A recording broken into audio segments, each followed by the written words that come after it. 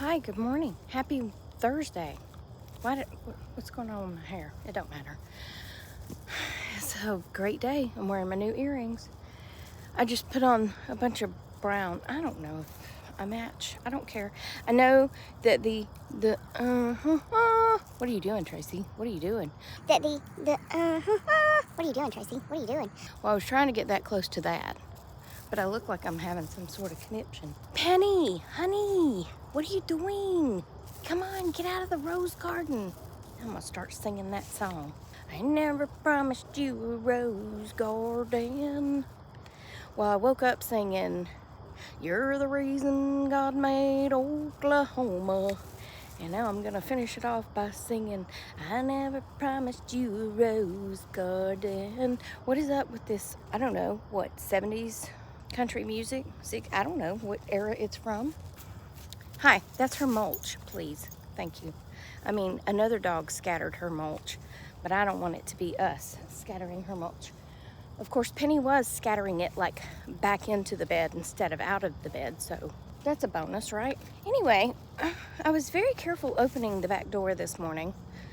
I turned on the light and peered out to make sure there were no little giant behemoth moths, aka hummingbird moths, outside of my doors, and there were not. So I opened the door very gently and continued to peek out. And then I raised my hand up in the air like that matters, because I was gonna swat them back out. What was that noise? That was weird. Sounded like a kid screaming or something, but I don't see anybody. So they went out and did their things and then came back in. Well, then I'm getting my makeup on and I hear Gracie meowing and doing all her caterwauling at the back door wanting out. And I was like, okay, so I get up and I go crack the door so that she can come back in whenever she's done. She stays right there on the porch and she just eats grass right there on the edge of the porch or whatever. I don't know. She does cat things. Well, I hear the door squeaking open, so I'm like, okay, Gracie came back in. So I go back in there to turn the light off and shut the door. And as I shut the door and I was reaching to turn the light off, Penny comes flying from somewhere and is looking at me. She had went back outside when Gracie nudged the door open to come in. I guess it was enough for Penny to get back out. And it scared her because she thought she was going to be left outside. Now, trust me, I could never leave her outside because, one, we had not taken our walk yet. And two, she's usually up my honey. Yeah, I usually don't get a step away from her. So there's no hiding from her. But anyway, I got her back in and everybody's safe and sound. And no behemoths came in this morning, so that's good.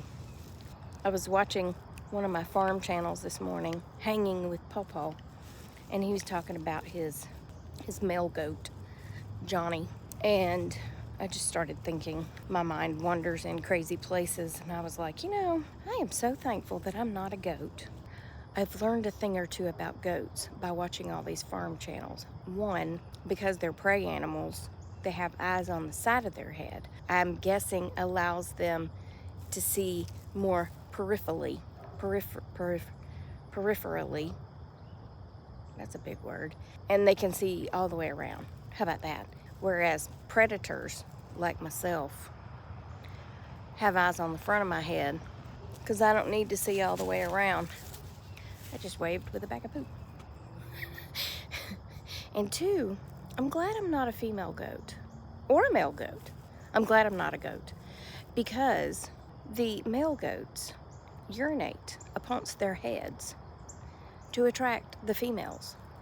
Yeah, they're cute little heads when they're babies and they're so cute, little boys, and they got little white faces on some of them, and then they pee on their own head, and it stains their, I'm sure it could wash out, but it stains their little white fur yellow, and they stink to high heaven from what I've been told.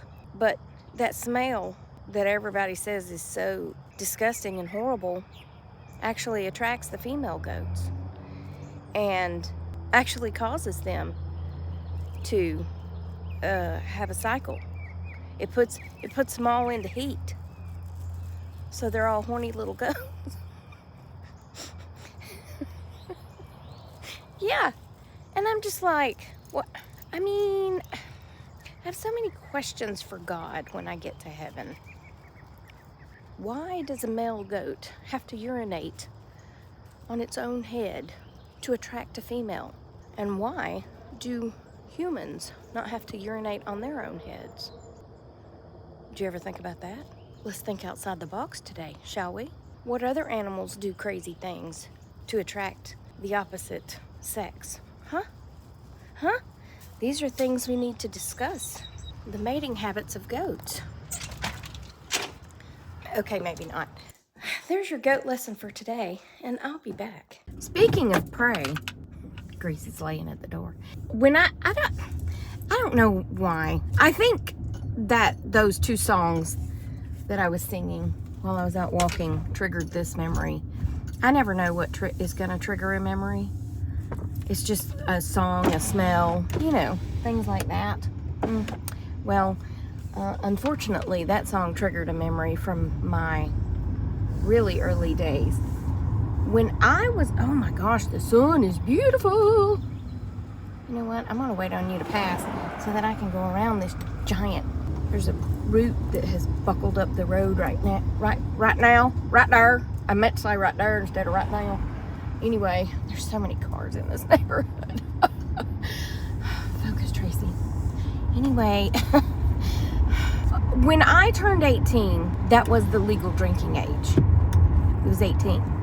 So I didn't have to wait till I was 21. We could go drink. And we could go in most bars at 18. Yeah, crazy. Well, it's funny because they upped the legal drinking age to 21 when I turned 21. Once I turned 18, that was it. I never had to wait. The only time I got told that I couldn't come in to a bar was we went to this place. It was down south side of Marietta towards Atlanta. Man, this sunrise is gorgeous. Hold on. Isn't it pretty? Okay, hold on. Okay, anyway. We're all rolling at like 10 miles an hour because of the bus and the red light and all that. So, anyway. This one bar I went to, I think I was 23 or 24. Something like that. And we were going to this, it was kind of a 50s type vibe. And when I got there and showed my ID, they told me I couldn't come in because I needed to be 25. And I was like, why? The legal drinking age is 21 and I am far past that. And they said, well, we tried to keep a more mature crowd. And I was like, I get that, but do I really look like I'm going to be a troublemaker? I think I was 24, if I remember correctly, and it was like November, and I was turning 25 in a month. Again, do I look like somebody that's going to come in and cause trouble? No. I looked even more innocent then because I hadn't even aged at all. I still looked like a 12-year-old. A 12-year-old. Anyway, there's a deputy working security who sees us standing at the door and them not letting us in. And he comes over and he says, what's going on? And I said, they won't let me in because I'm 24 and 11 months. I mean, I'm turning 25 in a month. And he came over and told the bouncer to let me in. He said, I can vouch for her that she's not going to be trouble. And they let me in. And it was truly one of the most boring bars. Well, I don't know. My phone made a funny noise and cut off. So I don't know where I was. I think I was just saying it was the most boring bar I've ever been to. But anyway, but that wasn't what I started out to tell you. You know me and my brain. I think I was 19 or 20. I don't even remember who I went with. I think it might have been Carol, but I can't remember. It doesn't really matter. But for some reason, She wanted to go to the VFW to have drinks. Yeah, it might have been Kim, now that I think about it. Anyway, we went into the VFW. And of course, back then, they allowed smoking. And I smoked, so that didn't really bother me. However, I have never, ever, ever felt so dirty in all my life as the night that I went to the VFW. The wondering eyes of the men in the VFW who were old enough to be my grandpa. I was like, I don't really like it here. First of all, everybody in here's smoking. Everybody. Like, all 82 people are in here smoking and drinking. What was my drink back then? I always had the same thing because I didn't know anything about ordering fancy drinks. Oh shoot, what was it? I want to say it was like a Shirley Temple, but it had like a rum or probably a rum. I don't know, but anyway, I'm sitting up there trying to sip on my non-Virgin Mary. Virgin Mary? So, no. What'd I call it? Shirley Temple. Where'd I get Virgin Mary? Oh, my non-Shirley Temple. My, whatever. You know what I'm saying? I don't know. It had cherries in it. It had liquor in it. It had Coke in it. And I was eating the cherries. Yeah. I don't remember much about that evening except coming home and feeling like I needed to scrub my skin off because of all the 82 old man eyes that had been amongst my body. I was like, y'all need to go home and pray to Jesus to forgive you of your sins that happened in your head when you looked at these two young girls. I don't know why we went there, but I never went back. Well, I did go back, but I went back for bingo. And it wasn't as bad because it was mostly women and we played bingo. But everybody was smoking. Nobody was drinking though, I don't think. I was too busy trying to find B5! And I had like 4 cards and I had this little stamper thing and I'd get all wrapped up trying to find B5 and she's already calling I-11 or whatever. And I'm like, I'm still looking for my B5s. Would you please slow down? And I went with Susie, who had like 20 cards. She could play all 20 cards. I was like, how do you do this so fast? I don't understand how you do this so fast. I was not that good at it. At the time, I had not trained my brain to function so quickly. Let me tell you, when you work in intake and you're trying to book in a bunch of people, and then you work in dispatch and you're having to take care of a bunch of people, you retrain your brain to work faster. Yeah. But at the time, I was very young and fresh out of daycare. Anyway, yeah, that's my glory days of drinking. And then this is my last glory day story that I will tell you for today because I'm almost to work. And why does it still seem dark? It's 7:52 and some of the street lights are still on. Well, that's probably because it's so overcast. Anyway, what was I going to tell you? Oh yeah. Nancy and I went to a bar. Nancy and I used to go to a lot of bars back in the day. I remember quite well what I was wearing. Again, it was the long denim pencil tight skirt because that was very in with my boots. And I didn't wear my boots. I did not wear my boots. You know what I wore? I wore Nancy's clothes because even though Nancy was not built like me and was taller, but I went over there in like shorts and a t-shirt, and then she said, let's go to a bar, and who am I to say no? And I was like, well, I don't have anything to wear. So I put on her skirt, which fit, except it drug the ground. And then I put on her boots with like 3 pair of socks because I think she wore like a 6.5 and I wore a 5. And then one of her tops. Yeah. And then we went to this bar, and this guy, we're standing against the wall. I don't know why. And he starts making out with Nancy, kissing on her. And then he reaches over and and he's trying to, you know, handle me. I was like, dude, that's not gonna happen. No, that's not gonna happen. Nope, not tonight, not tomorrow, not ever. I don't know if Nancy knew that he was double dipping or tried to double dip. I gently took his hand and pushed it away and was like, back away.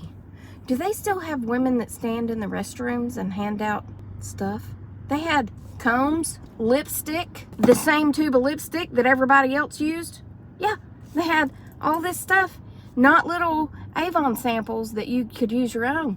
No, they had like a little basket with lipsticks and eyeliners and mascaras so you could touch up your makeup in the bathroom, with combs so you could comb your hair in case you didn't bring yours. Even at 20 years old, I was like, no, they might have cooties. I'm not wearing their lipstick or using their comb.